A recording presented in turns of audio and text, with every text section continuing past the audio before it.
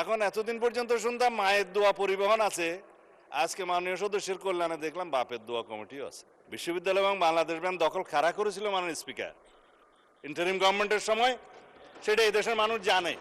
Cricket control board কিভাবে আসলো মাননীয় স্পিকার?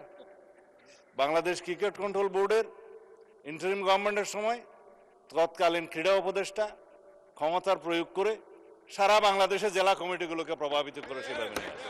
এখন কিসের মধ্যে কি পান্থাবাতে গিয়েছে, যাই হোক।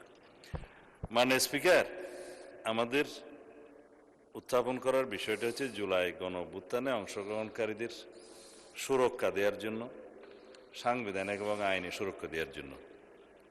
সেটা জাতীয় দাবিতে পরিণত হয়েছে, জুলাই যোদ্ধাদের দাবি ছিল।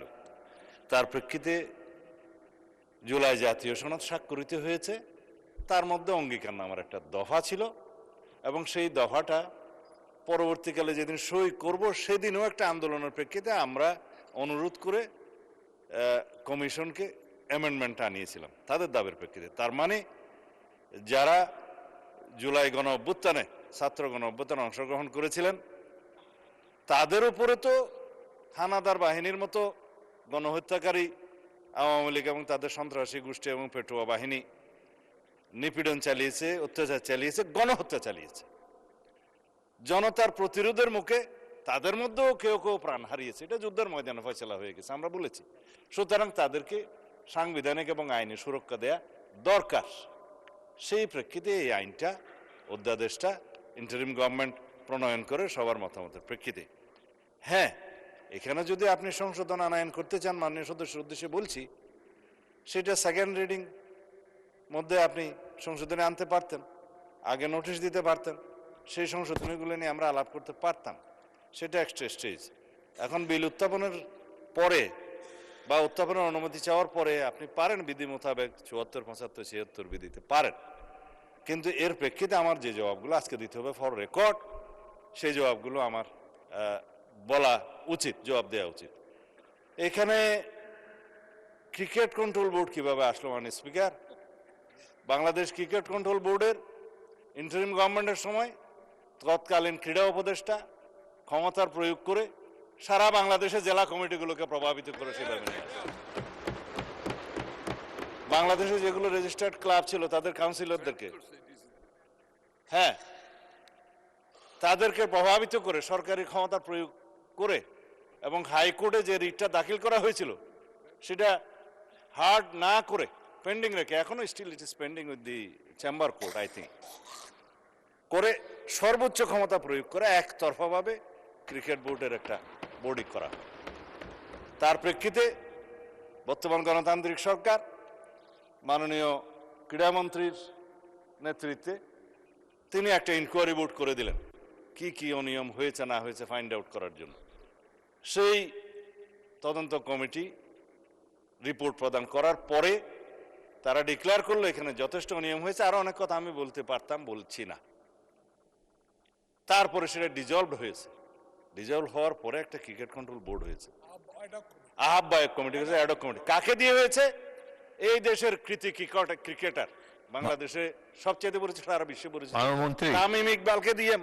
মাননীয় স্পিকার, আমি জানি আপনার সময় নষ্ট করছি, কিন্তু ফর রেকর্ড আপনি জুলাই অভ্যুত্থান সুরক্ষা এটার উপর বলেন। ক্রিকেট কন্ট্রোল বোর্ডের ক্রিকেট বোর্ডের অ্যাডক কমিটিটা করা হয়েছে। আমরা এখানে কোনো বাপের দোয়া মায়ের দোয়া করি না। এখন এতদিন পর্যন্ত শুনতাম মায়ের দোয়া পরিবহন আছে, আজকে মাননীয় সদস্যের কল্যাণে দেখলাম বাপের দোয়া কমিটিও আছে। যাই হোক, মানবাধিকার কমিশন নিয়ে উনি কথা বলেছেন, এটা বলতে হয়, জাতির কাছে কিন্তু ভুল রিপোর্ট যাচ্ছে মাননীয় স্পিকার। হ্যাঁ, ৩ মাসের ভিতরে ক্রিকেট কন্ট্রোল বোর্ড ইলেকশন দেবে তারা বিধি মোতাবেক। মানবাধিকার কমিশন মাননীয় স্পিকার, গুম কমিশন এবং আইসিটি অ্যাক্ট, তিনটার মধ্যে ওভারল্যাপিং আছে। আইনমন্ত্রী পরিষ্কার করে কয়েকদিন আগে বলেছেন, আমরা একটা স্বাধীন মানবাধিকার কমিশন করতে চাই যার সাথে মিল থাকবে গুম আইনের, যার সাথে মিল থাকবে আইসিটি আইনের। কারণ গুমের কারণে যে বিচারটা আইসিটি কোর্টে এখন করা হচ্ছে, আইনটা পরিবর্তন করে যার সাজা যাবজ্জীবন এবং মৃত্যুদণ্ডও আছে খুব সম্ভবত। ইনভেস্টিগেটিং এজেন্সি তাদের আছে, প্রসিকিউশন টিম আছে, তদন্ত টিম আছে, তারা প্রসিকিউশন যখন একটা চার্জশিট দাখিল করে, ওরা বলা হয় ফ্রেমিং অফ দি চার্জের আগে ফর্মাল চার্জ দাখিল করে। এই ফর্মাল চার্জ দাখিল করার পরে ইভেন সেই ইলেকশন করার জন্য আর উপযুক্ত থাকে না। এই শক্তিশালী আইনটার সাথে ম্যাচিং না করে আরো কম সাজার বিধান করে একটা টেম্পোরারি তদন্ত করার একটা দায়িত্ব মানবাধিকার কমিশনকে দিয়ে 1-1.5 বছর সময় বিনষ্ট হবে। তার চাইতে যিনি ভিকটিম, গুমের ভিকটিম, সরাসরি যদি আইসিটি অ্যাক্টে মামলা দায়ের করতে পারে, সেখানে তদন্ত হবে, তদন্তের জন্য আলাদা অর্গান আছে, প্রসিকিউশন টিম আছে, সেইটা ম্যাচিং না করে একটা গত ইন্টারিম গভর্নমেন্ট একটা, আমি বলবো, বালখিল্যপনা একটা আইন করে দিয়েছে এবং সেটার সাথে মানবাধিকার কমিশনের একটা সিমিলারিটিস থাকবে। স্ট্রং মানবাধিকার কমিশন আমরা করতে চাই। এখন যে মানবাধিকার কমিশনকে যে সমস্ত ক্ষমতা দেয়া হয়েছে তার সাথে স্টেক হোল্ডারদের আলাপ আলোচনা ছিল না। স্টেক হোল্ডারদের সাথে আলাপ আলোচনা করতে হবে। We have a hill tracts problem, বাংলাদেশে এলজিবিটিকিউর প্রবলেম আছে। আমাদের সামাজিক এবং অর্থনৈতিক এবং ধার্মিক সমস্ত কালচারকে মিলিয়ে তারপরে আমরা এই দেশের উপযোগী আন্তর্জাতিক মানসম্পন্ন ইনশাআল্লাহ মানবাধিকার কমিশন বিল আমরা এখানে আনবো, সেটা আমাদের কমিটমেন্ট। তার সাথে এগুলো বাধা দেওয়ার কিছু নেই। বিশ্ববিদ্যালয় এবং বাংলাদেশ ব্যাংক দখল কারা করেছিল মাননীয় স্পিকার ইন্টারিম গভর্নমেন্টের সময়, সেটা এই দেশের মানুষ জানে। বাংলাদেশ ব্যাংক কাদের নেতৃত্বে কিভাবে বাংলাদেশের অর্থনৈতিক নৈরাজ্য সৃষ্টি করেছে। আমরা মনে করেছিলাম বাংলাদেশের অর্থনীতিটা পুনরুদ্ধার করার জন্য তারা কাজ করবে, বিপরীত করেছে। আমরা এখন সাফার করছি। আর বিশ্ববিদ্যালয়, সমস্ত বিশ্ববিদ্যালয়ের ভাইস চ্যান্সেলর সহ অন্যান্যদেরকে কারা নিয়ন্ত্রণে নিয়েছিল মানুষ, এগুলো আমরা বলতে চাই না।